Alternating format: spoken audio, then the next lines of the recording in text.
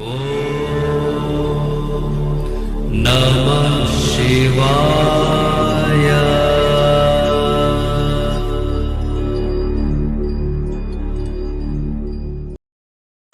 ओम नमः शिवाय। मैं हूं एस्ट्रोलॉजर के एम सिन्हा और मैं अपने इस यूट्यूब चैनल पर आप सभी का हार्दिक स्वागत करता हूं। देखिए, लोकसभा चुनाव के 5 चरण कंप्लीट और कल 25 है, छठवां चरण भी प्रारंभ होगा और कंप्लीट भी होगा। 1 जून वो डेट होगा जहां पर अंतिम चरण होंगे और 4 जून को मतदान के जो परिणाम हैं वो आने शुरू हो जाएंगे, चुनाव के परिणाम आने शुरू हो जाएंगे। तो महाराष्ट्र के बारे में आज हम बात करने वाले हैं। महाराष्ट्र के वो 31 सीट जो मेरा प्रेडिक्शन है, जहां पर भारतीय जनता पार्टी और उनके सहयोगी उम्मीदवार जीतने वाले हैं, इनको मैं कैलकुलेट यहाँ पर किया हूँ और डिस्क्लेमर दे देता हूँ। देखिए, जब भी कोई भी सीट होती है, उस पर बहुत सारे प्रतिद्वंदी उस सीट के लिए चुनाव प्रचार करते हैं, लेकिन जीतता केवल एक ही है।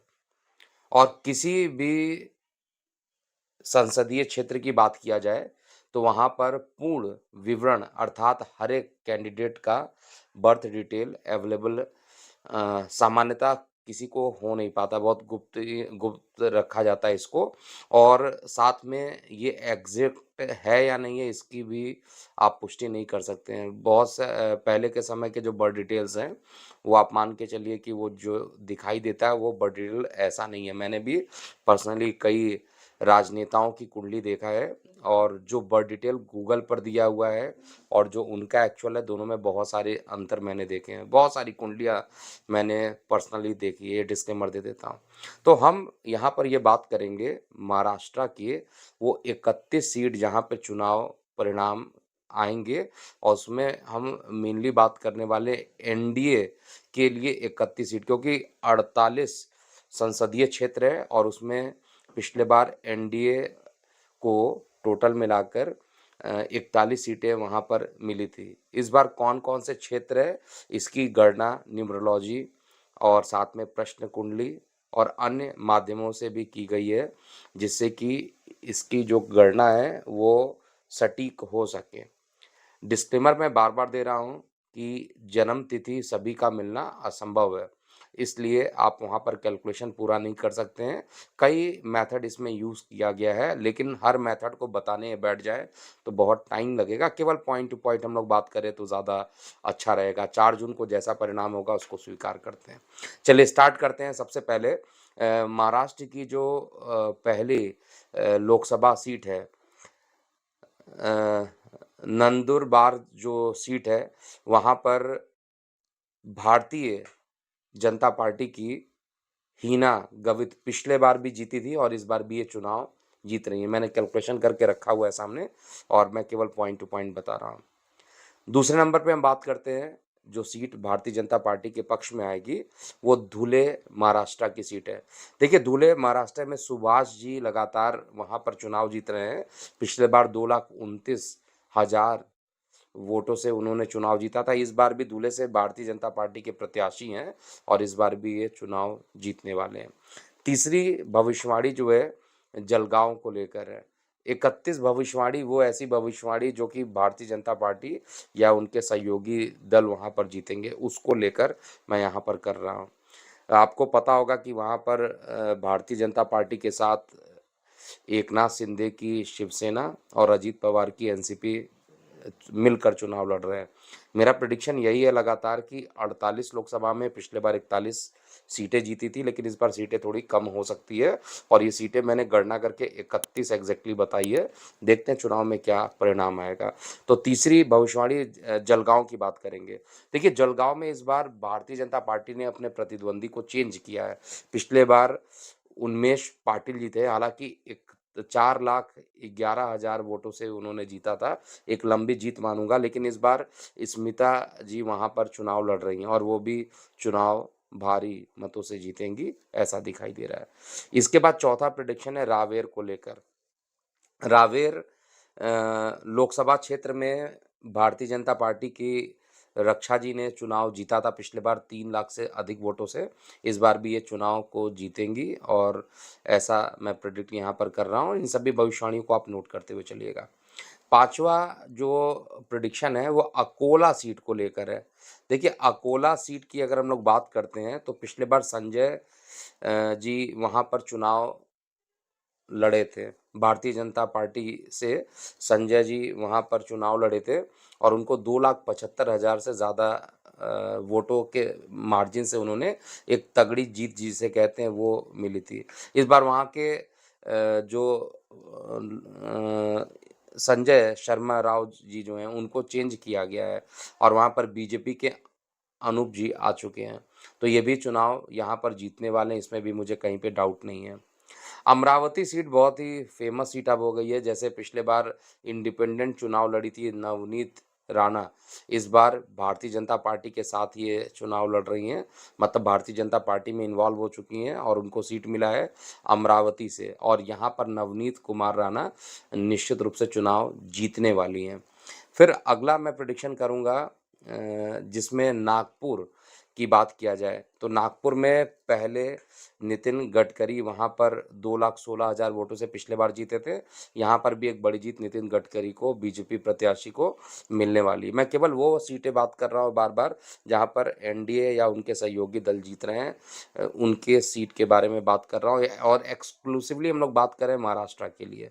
इसके बाद अगला जो बनता है भंडारा गोंदिया करके जगह है, वहाँ का संसदीय क्षेत्र में पिछले बार सुनील बाबूराव जी 1,97,000 वोटों से चुनाव जीते थे। इस बार वहाँ की सीट जो है भारतीय जनता पार्टी के प्रत्याशी सुनील जी हैं, लेकिन उनको इस बार ज़बरदस्त बहुमत यहाँ पर मिलता है। बहुत बड़े मार्जिन से ये चुनाव जीतते हुए मुझे दिखाई दे रहे हैं।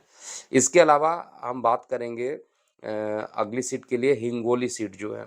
तो पिछले बार हिंगोली में हेमंत श्रीराम पाटिल जी थे जो कि शिवसेना से लड़ रहे थे और उन्हें 2,77,000 वोटों से वो चुनाव जीते थे। इस बार भी हिंगोली सीट जो है वो शिवसेना जो है वो शिंदे गुट ही चुनाव वहाँ पर लड़ रहे हैं, अपने प्रत्याशी को उतारे हैं, बट प्रत्याशी चेंज हो चुके हैं। हेमंत जी के जगह पर वहाँ पर बाबूराव कदम चुनाव जीत रहे हैं और ये निश्चित रूप से चुनाव जीतेंगे। यहाँ पर भारतीय जनता पार्टी की जगह पर शिवसेना शिंदे गुट की बात मैं कर रहा हूँ। फिर अगली प्रेडिक्शन जो है वो जलना महाराष्ट्र की है। जलना की बात किया जाए तो वहाँ पर राव साहब जो है भारतीय जनता पार्टी के 3,32,000 से ज़्यादा वोट चुनाव जीते थे। इस बार जलना से फिर राव साहब जी को ही चुनाव में फिर उतारा गया और ये पुनः एक बार ये सीट को जीतते हुए दिखाई देंगे। इसके बाद हम लोग अगली प्रेडिक्शन करेंगे दिंदोरी की। वहाँ पर भाजपा प्रत्याशी जो हैं भारती पवार चुनाव जीतने वाले हैं। दिंदोरी की बात किया जाए तो भारती पवार पिछले बार भी 1,98,000 वोटों से जीती थी। इसके बाद अगला प्रेडिक्शन नासिक को लेकर है। नासिक में पिछले बार हेमंत गोडसे जो शिवसेना के उम्मीदवार थे 2,92,000 से चुनाव जीते थे। 2,92,000 वोटों से चुनाव जीते थे। एक बड़ी जीत कहा जाएगा। इस बार फिर यहाँ पर हेमंत गोडसे जी नासिक से चुनाव लड़ रहे हैं और ये फिर एक बार ये सीट भारतीय जनता पार्टी के पक्ष में ही आने वाली है। इसमें कहीं कोई डाउट नहीं है, मतलब शिवसेना शिंदे गुट के पक्ष में आने वाली, क्योंकि भारतीय जनता पार्टी के सहयोगी दल जो है शिवसेना एकनाथ की जो शिवसेना है वहाँ से हेमंत गोडसे चुनाव लड़ रहे हैं। पालघर में बात किया जाए तो पिछले बार भी पालघर में जो चुनाव हुआ था उसमें राजेंद्र जी शिवसेना प्रत्याशी के रूप में 88,000 वोटों से जीते थे और यहाँ पर पालघर में इस बार बीजेपी ने अपना उम्मीदवार रखा है और पिछले बार शिवसेना के वहाँ से उम्मीदवार थे। तो हेमंत विष्णु जी पालघर से चुनाव जीतते हुए दिखाई दे रहे हैं चार्ट में मुझे। और भिवांडी भिवांडी की बात किया जाए तो यहाँ पर पिछले बार कपिल जी चुनाव जीत रहे थे और लगभग 1,56,000 वोटों से उन्होंने चुनाव जीता था। इस बार भी एक रिकॉर्ड मतों से भिवांडी से बीजेपी प्रत्याशी कपिल जी ज़रूर चुनाव जीतेंगे। कल्याण की बात किया जाए तो शिवसेना शिंदे गुट के श्रीकांत शिंदे पिछले बार भी चुनाव जीते थे, इस बार भी चुनाव जीतने वाले हैं। थाने की बात किया जाए तो थाने में पिछले बार राजन विचारे जी चुनाव लड़े थे, लेकिन इस बार शिवसेना के शिंदे गुट ने नरेश जी को वहाँ पर चुनाव के लिए उम्मीदवार रखा है और इस बार शिवसेना शिंदे गुट के लोग जो है वो थाने से चुनाव जीत रहे हैं। मुंबई नॉर्थ की बात किया जाए तो मैंने पहले भी बोला था पिछले बार मुंबई नॉर्थ में इस बार पीयूष गोयल जी आए हैं। पिछले बार मुंबई नॉर्थ से गोपाल शेट्टी जी 4,65,000 वोटों से चुनाव जीते थे। इस बार भी मुंबई नॉर्थ निश्चित रूप से भारतीय जनता पार्टी के ही कब्जे में रहेगी और बहुत अच्छे मार्जिन से ये चुनाव जीतने वाले हैं। मुंबई नॉर्थ वेस्ट की बात किया जाए तो शिवसेना शिंदे गुट के जो लोग हैं वो चुनाव लड़ रहे हैं। यहाँ पर रविंद्र वायकार जो हैं वो चुनाव यहाँ पर लड़ रहे हैं और ये निश्चित रूप से जीतेंगे। पिछले बार मुंबई नॉर्थ वेस्ट में गजानन जी जो थे शिवसेना के, उन्होंने चुनाव लड़ा था। मुंबई नॉर्थ ईस्ट की बात किया जाए तो नॉर्थ ईस्ट बीजेपी के प्रत्याशी मिहिर जी चुनाव जीत रहे हैं और नॉर्थ ईस्ट की बात किया जाए तो पिछले बार भारतीय जनता पार्टी के जो प्रत्याशी थे वो मनोज जी थे और उनको 2,26,000 से ज़्यादा वोटों के अंतर से इन्होंने चुनाव को जीता था। तो इस बार पिछली बार मनोज जी थे, इस बार मिहिर जी हैं, तो ये भी एक रिकॉर्ड वोट से चुनाव जीतने वाले हैं। मुंबई नॉर्थ की बात किया जाए, नॉर्थ सेंट्रल की बात किया जाए तो यहाँ पर भी बीजेपी के उज्ज्वल निगम चुनाव जीत रहे हैं और मुंबई नॉर्थ सेंट्रल में पिछले बार पूनम महाजन चुनाव लड़ी थी। इसके बाद मुंबई साउथ सेंट्रल ऑलरेडी मैं बता चुका हूँ कि ये सीट नहीं आएगी, ये सीट थोड़ी परेशानी है बीजेपी के लिए। मुंबई साउथ की बात किया जाए तो शिवसेना के यामिनी यादव जी जो हैं वो चुनाव जीतेंगे और मुंबई साउथ पिछले बार शिवसेना के अरविंद सावंत जी चुनाव जीते थे।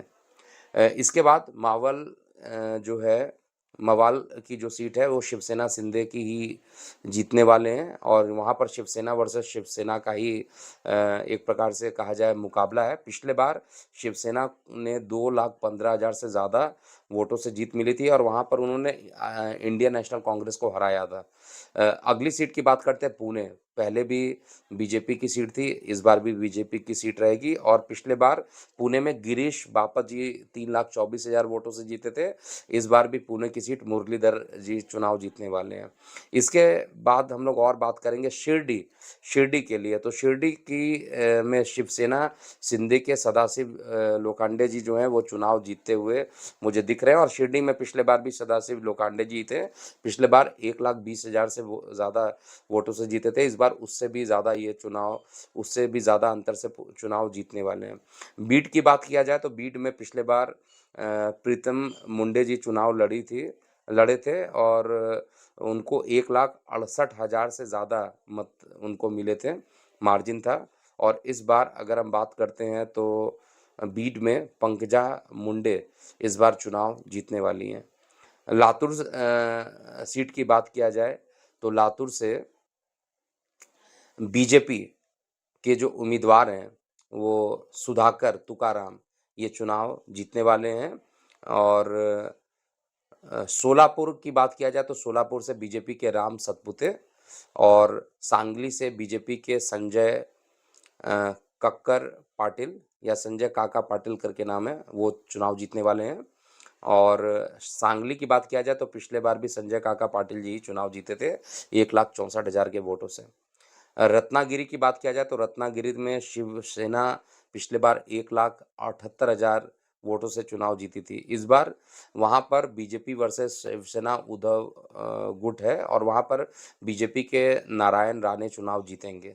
कोल्हापुर की बात किया जाए तो Shiv Sena versus Indian National Congress का वहाँ पर चुनाव है और वहाँ पर शिवसेना शिंदे गुट जीत रहे हैं। संजय मांडिक जो हैं वो चुनाव जीतने वाले हैं। उसके बाद हथकांगले सीट की बात किया जाए तो शिवसेना शिंदे गुट ही वहाँ पर चुनाव जीतने वाले हैं।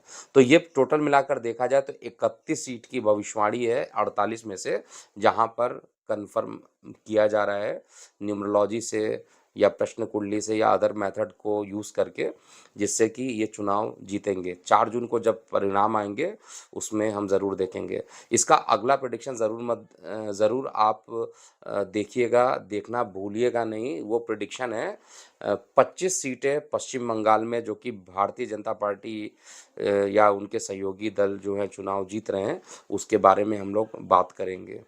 तो हम ज़रूर कैलकुलेशन करेंगे और उसके बाद बिहार की 31 सीट और उत्तर प्रदेश की 70 सीट कौन-कौन से जीतने वाले हैं। जिन लोगों ने अभी तक इस चैनल को सब्सक्राइब नहीं किया, सब्सक्राइब कर लीजिए, ताकि आपको सही टाइम पर, यानी 4 जून को जब रिज़ल्ट आएगा तो रिज़ल्ट की टैली करेंगे। लाइव रहूँगा और चेक करूँगा कितनी प्रेडिक्शन सत्य हुई है, कितनी असत्य हुई है। पिछले बार भी हमने प्रेडिक्शन किया था और आपने देखा था कि 90% से ज़्यादा प्रेडिक्शन एक सीट वाइज़ सही हुई थी और सीट के आंकड़े 300 बताए गए थे, 303 सीटें भारतीय जनता पार्टी को मिली थी, एग्ज़ैक्ट प्रेडिक्शन था। तो इस बार भी यही प्रेडिक्शन जाने वाला है, मोदी 3.0 फिर से आ रहे हैं। और एक बार फिर से मैं बता दूँ कि एनडीए 315, 355, भारतीय जनता पार्टी 290, 310 तक के सीट ये खींच सकते हैं। बाकी आप अपनी प्रतिक्रिया जो रहेगी वो कमेंट सेक्शन में आप ज़रूर लिखिएगा। तो अभी के लिए इतना ही। मैं हूँ एस्ट्रोलजर के एम सिन्हा। ओम नमः शिवाय।